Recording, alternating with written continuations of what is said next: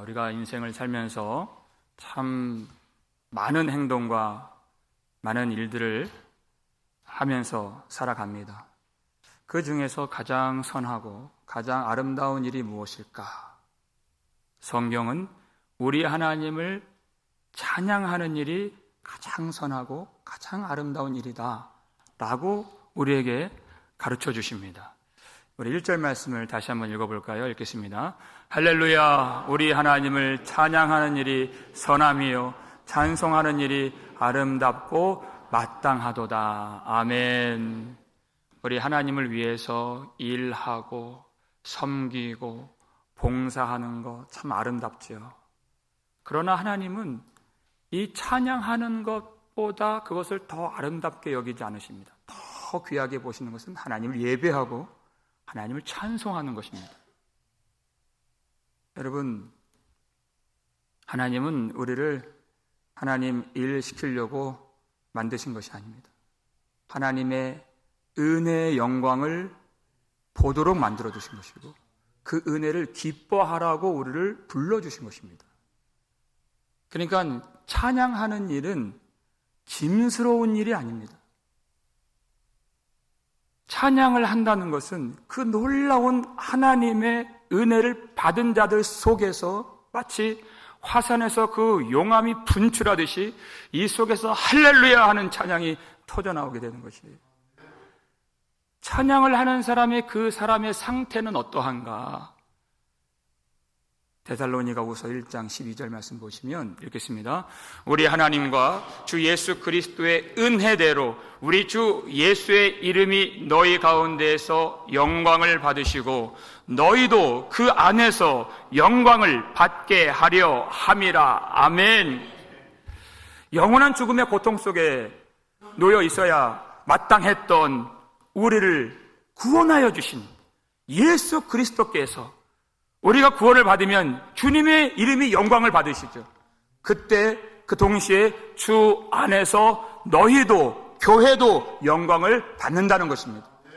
그러니까 찬양을 한다는 그 사람의 상태가 무엇입니까? 영광을 받으시는 예수 그리스도 안에 있기 때문에 가장 선하고 가장 온전하고 가장 아름다운 상태에 이르게 된다는 것이에요. 이 구원을 경험한 자만이 찬양을 할 수 있다는 뜻입니다.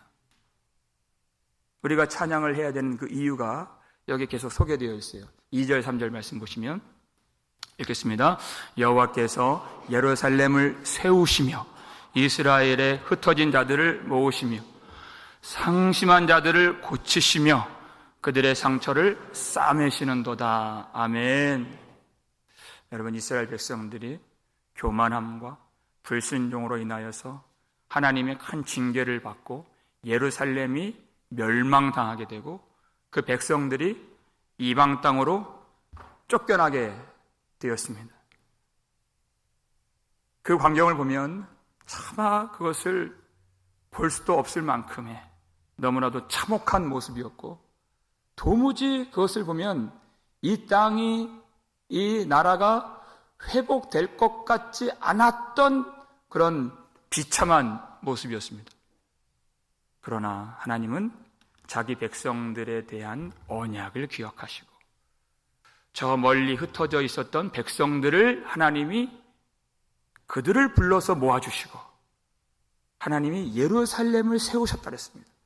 무너진 성전을 하나님의 은혜로 재건하게 하시고 하나님의 능력으로 성벽을 다시 건설하게 만들어주신 것입니다. 누가 하셨다고요? 하나님이 세우시고 그랬어요.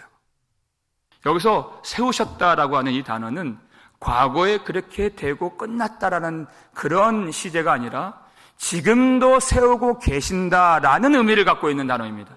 하나님이 지금도 예루살렘을 세우고 계시고 다시 말해 하나님의 백성 교회를 하나님이 지금도 세우고 계시고 하나님의 나라를 하나님이 지금도 건설하여 가신다는 것을 믿으시길 바랍니다. 여러분, 우리는 교회의 어두운 면을 볼 때가 있습니다. 그래서 자조 섞인 목소리로 이 시대 교회가 썩었다 그렇게 말할 때도 있습니다. 그렇게 나는 깨어있는 사람인 양 그렇게 말할 때가 있죠. 그러나 여러분, 믿음 없는 말일 수 있습니다. 왜냐하면 이 교회를 누가 세우십니까? 하나님이 세우십니다. 우리 주님이 세우세요. 사람이 주인 되고 사람이 세운다면야 망할 수 있고 썩을 수 있겠지만, 마태복음 16장 보면 이 반석 위에 내 교회를 세우리니 음부의 권세가 이기지 못하리라 그랬어요. 여러분, 예수님은요, 이렇게 교회가 부족하고 연약할 때라도 이 교회가 최후 승리 얻을 것을 한 번도 의심하지 않으셨습니다. 왜냐하면 예수님이 교회를 세우시고 예수님이 교회의 머리가 되시기 때문이에요.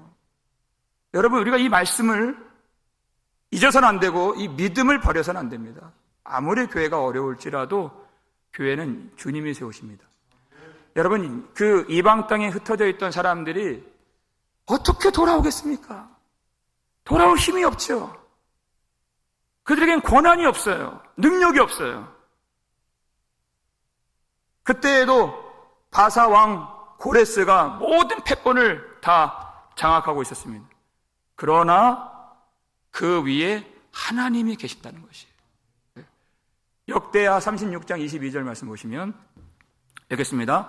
바사의 고레스 왕 원년에 여호와께서 예레미야의 입으로 하신 말씀을 이루시려고 여호와께서 바사의 고레스 왕의 마음을 감동시키심에 그가 온 나라에 공포도 하고 조소도 내려 이르되 그랬어요. 여호와의 백성들은 다 올라가라. 가서 성전을 건축하라. 이것을 칙령으로, 조서로서, 법령으로서 그가 반포했다는 것입니다. 당시 바벨론을 물리치고 고대 근동의 모든 패권을 장악한 고레스 왕, 대단해 보이죠. 사람의 눈으로 볼 때는 참 대단해 보이지만, 그러나 그 위에 하나님이 계신다는 것입니다. 그가 한 것이 아니라 하나님이 그 마음을 감동시키심에 그랬어요.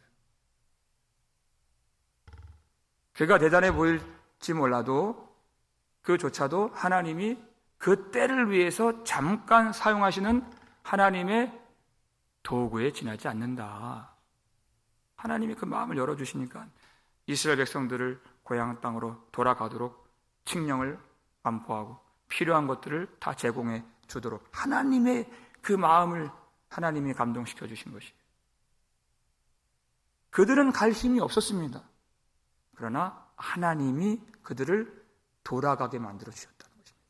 그러니까 누구에게 감사하고 누구에게 영광을 돌립니까? 고레스가 아닙니다. 하나님께 찬양하고 하나님께 영광을 돌리는 것이에요. 그 은혜를 받고 그 돌이킴을 받고 그 구원을 받은 자들은 찬양을 하지 않을 수가 없어요.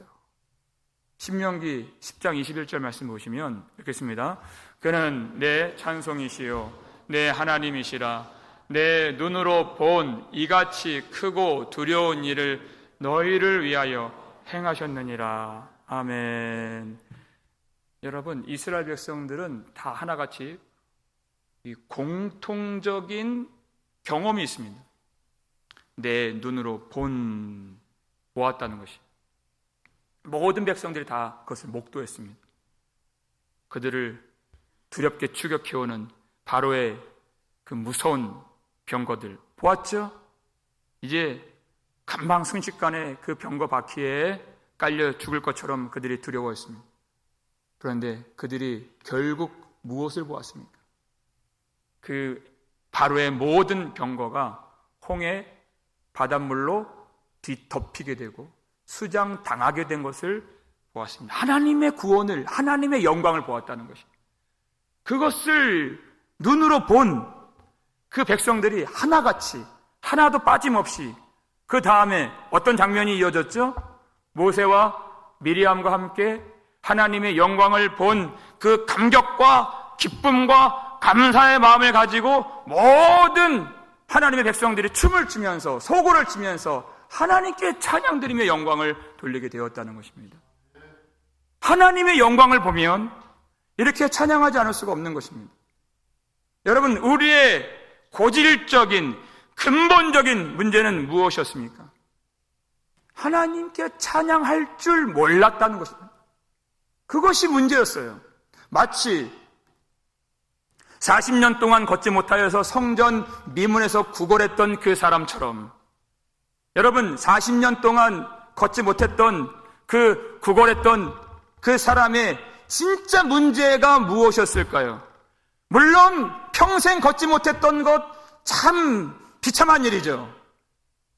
구걸해야만, 빌어먹어야만 먹고 살 수 있는 그 처지, 참 비루하고 참 초라한 것이, 그러나 그것이 근본적인 문제가 아니었습니다. 무엇입니까? 성전 미문까지는 갈 수 있어요. 그가 부탁을 해요. 날마다 사람들에게 나를 여기까지 좀 날라달라고 부탁을 하죠. 그러나 그가 성전 미문까지는 갈 수 있지만 성전 안으로 들어갈 능력이 없고, 안에 들어가서 하나님께 감사하고 찬양할 마음이 없는 것이, 이게 문제였어요. 베드로하고 요한이 그 앞을 지나가는데 좀 다른 사람들처럼 돈 좀 줄까 이렇게 우러러봐요. 근데 베드로가 그가 바라는 것을 주지 않죠. 돈을 주지 않는다 그래요. 왜? 그건 진짜 도움이 되지 않기 때문에. 은과 금은 내게 없거니와 내게 있는 이것을 내게 주노니 곧 나사렛 예수 그리스도의 이름으로 일어나 걸으라. 그에게 정말 필요한 것이 무엇인가? 그리고 오른손을 잡아 일으켜 세워줬어요. 그러니까 발과 발목에 힘을 얻고, 그거 어떻게 하죠? 뛰어서서 걸으며, 그리고 그가 어디로 들어가게 되었습니까? 베드로와 요한과 함께 성전에 들어가서, 그리고 걷기도 하며 뛰기도 하며 이렇게 되었어요.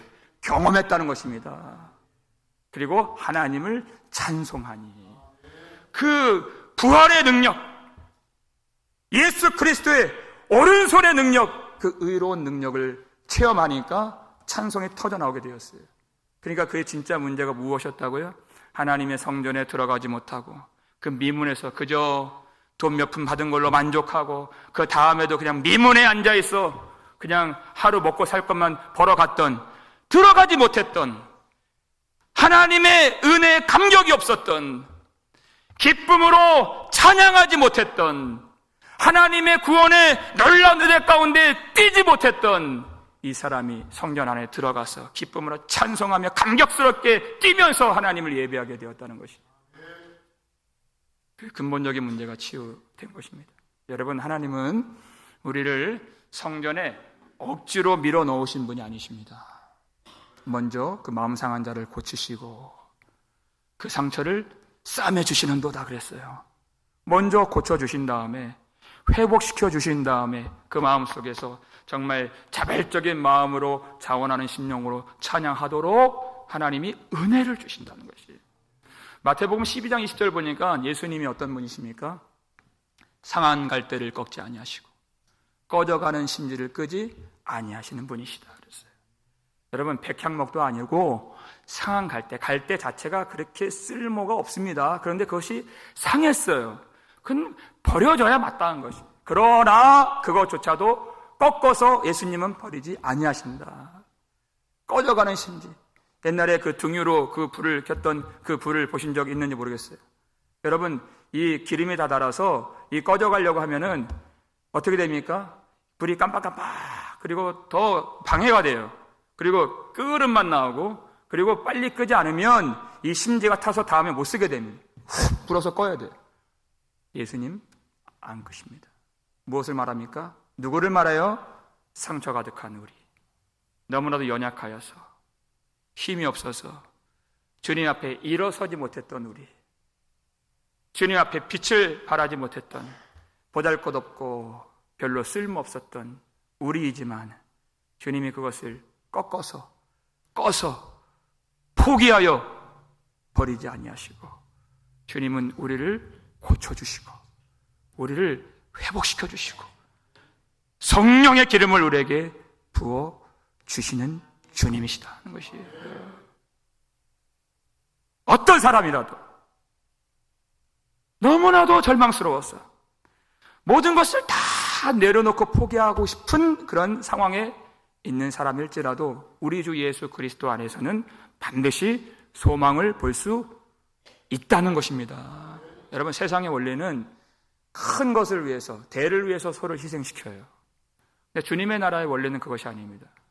정말 미천하고 보잘것없고 아무 쓸모없는 그 먼지와 같은 작은 우리를 위하여서 크고 위대하시고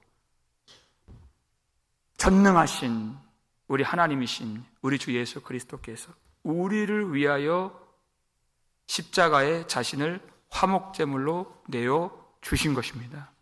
그리고 그 십자가에서 흘러나오는 모든 피와 물, 성령의 기름을 우리에게 부어주셔서 그 놀라운 구속의 은총을 누리며 영생을 받아 하나님을 알고 하나님을 찬양하는 하나님의 백성들로 만들어주신 것입니다.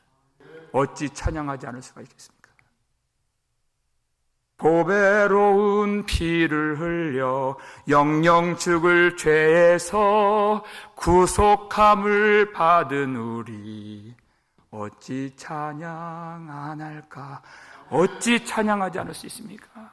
하나님의 자비로우심, 하나님의 인자하심이 얼마나 놀라운가. 4절 말씀을 보시면 그것이 나와 있어요. 읽겠습니다. 그가 별들의 수효를 세시고 그것들을 다 이름대로 부르시는도다. 아멘. 여러분, 이 동네에서 밤에 하늘을 보면 별이 얼마나 많이 보일지 잘 모르겠어요.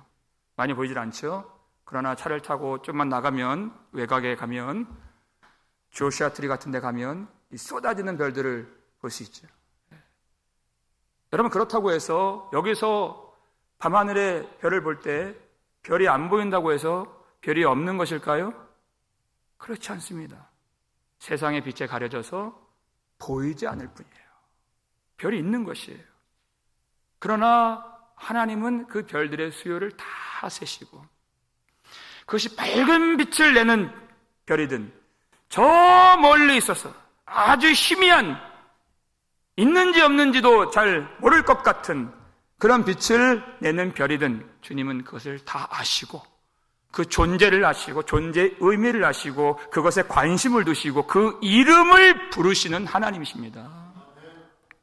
여러분, 하늘에 있는 생명 없는 그 별들까지도 관심을 가지시고 이름을 아시는데 이 땅에 있는 하나님의 별들인 주의 백성들을 그 마음에 품지 아니하시겠습니까? 그 얘기예요. 아브라함이 전쟁 때문에 너무나도 두려워했어요. 그랬더니 하나님이 나타나셔서 두려워하지 말라. 나는 너의 방패요 너의 지극히 큰 상급이니라. 그를 밖으로 불러내시죠. 하늘을 우러러 무별을 셀 수 있나 보라. 별이 너무 많아요. 근데 하나님 뭐라고 말씀하십니까? 내 자손이 이와 같으리라. 하나님이 그 하늘에 수 놓아진 수많은 별들을 보시고 무엇을 바라보셨다고요? 예수 그리스도 안에서 잉태될 하나님의 그 수많은 백성들을 바라보고 계셨다는 것입니다. 세상의 어둠 속에서 처박혀 있어서 빛을 내는 것인지 못 내는 것인지 분간이 안 될 정도로 초라하고 연약하고 비천한 그 어떤 성도를 할지라도 하나님은 예수 그리스도 이름이 그 속에 있는 약속이 담아져 있는 그 성도를 하나님이 존귀하게 여겨주시고 불쌍히 여겨주시고 잘 빛을 못 내는 연약한 성도를 할지라도 주님은 보배롭게 여겨주셔서 그의 형편을 아시고 그 존재의 의미를 아시고 그의 이름을 불러서 하나님이 하나님의 빛을 밝힐 수 있는 이 어두운 세상을 비출 수 있는 주님의 별로 만들어 주신다는 것이에요.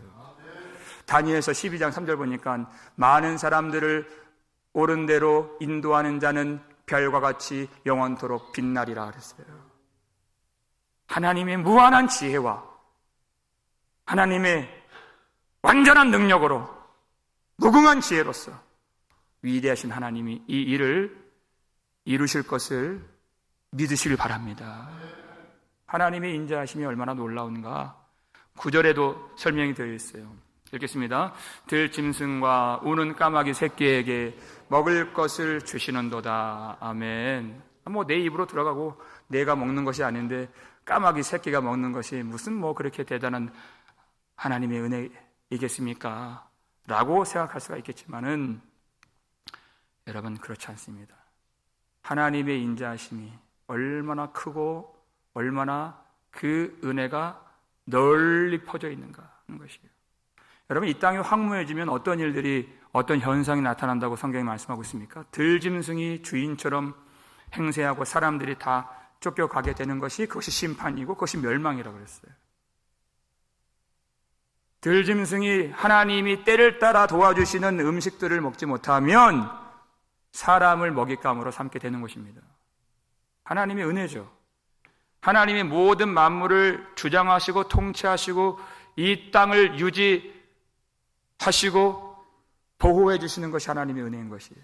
더 나아가서 여러분, 예수님이 그렇게 말씀하셨어요. 너희 중 누가 너희의 소가 우물에 빠지면 그것을 건져내지 않을 자가 있느냐 그랬어요. 너희 중에 누가 양이 구덩이에 빠지면 그것을 꺼내지 않을 자가 누가 있느냐. 심지어 예수님이 어떤 날에도 그것을 건져내는 것이 마땅하다 하셨나요? 안식일에도 구덩이에 빠진 양을 건져내는 것이, 그것이 마땅한 일이다, 이렇게 가르쳐 주셨어요. 그런데 그 메시지가 뭔가, 그 바로 다음 절 마태복음 12장 11절 보니까 사람이 양보다 더 귀하지 아니하냐, 그 뜻이에요. 주님이 이렇게 짐승들을 돌보시는 것은 무엇을 보여주시기 위함입니까?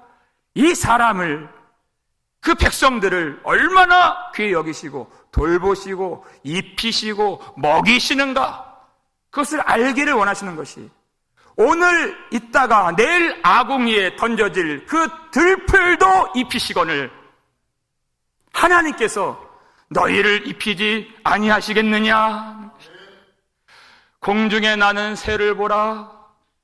심지도 않고 거두지도 않고 창고에 모아 들이지도 아니하되 너희 하늘 아버지께서 기르시나니 너희는 이것들보다 귀하지 아니하냐. 염려하지 말라. 그 짧은 그 단락에서 염려하지 말라, 주님이 6번이나 말씀하세요. 염려하지 말라.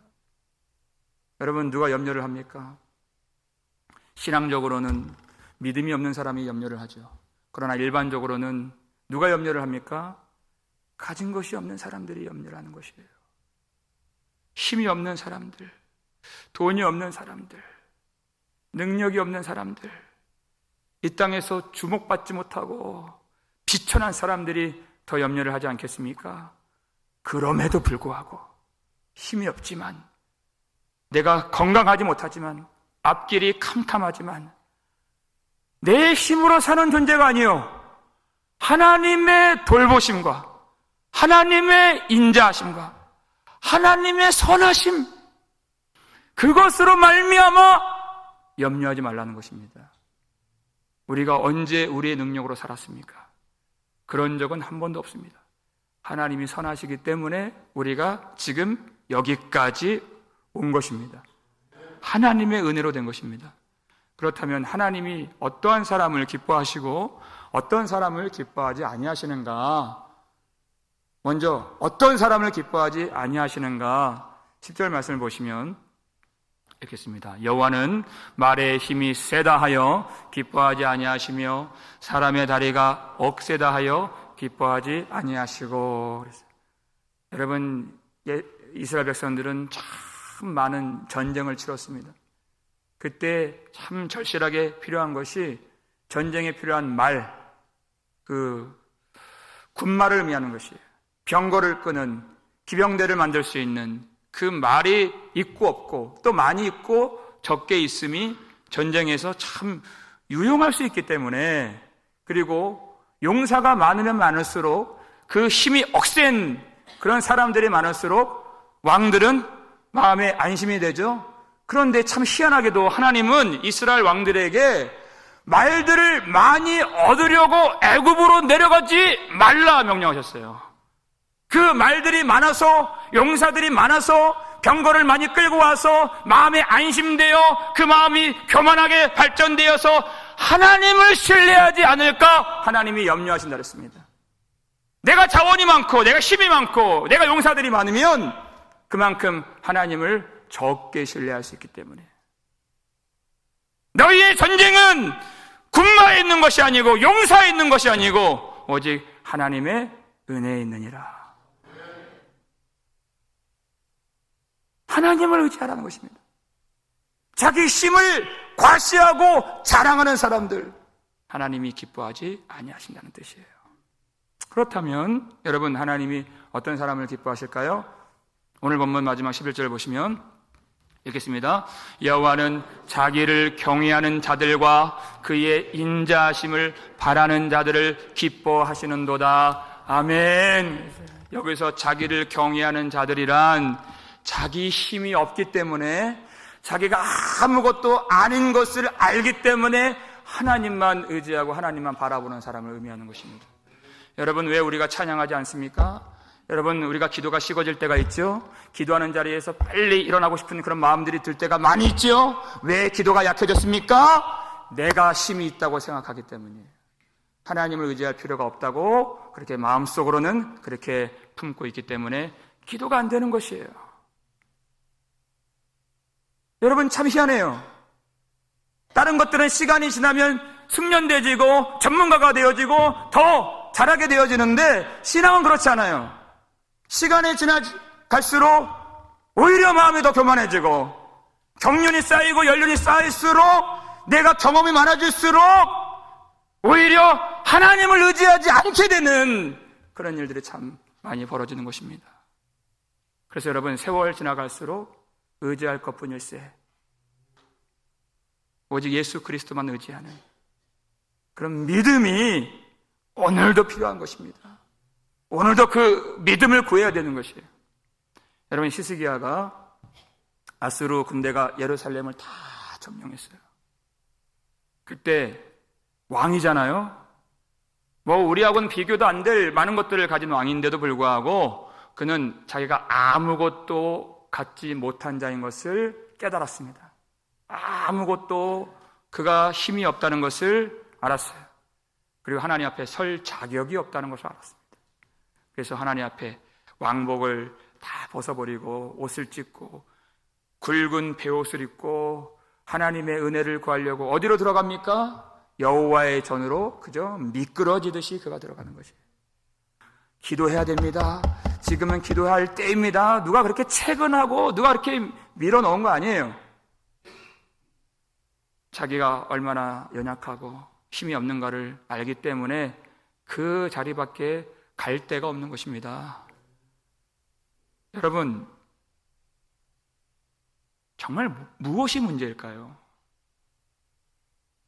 아수르 그 18만 5천 명의 대군이 그 삶의 터전을 에워싸는 것이 정말 문제이겠습니까? 아니면 내가 힘이 없음을 주님 앞에 고백하면서 절절한 가슴으로 하나님의 인자하심과 하나님의 긍휼하심과 하나님의 은혜가 오늘 있지 아니하면 내가 도무지 살 수 없습니다라고 하는 그 겸손한 마음, 그 상한 심령, 그 가슴을 치는 애통하는 마음과 회개가 없는 것이 문제일까요? 여러분, 하나님은 전쟁에 능하신 여호와 하나님이십니다. 대적들이 둘러싸고 있는 게 그게 문제가 아니에요. 우리 속에 있는 그 마음에 하나님 앞에 상한 심령, 애통하는 마음이 없는 그것이 훨씬 더 큰 문제입니다.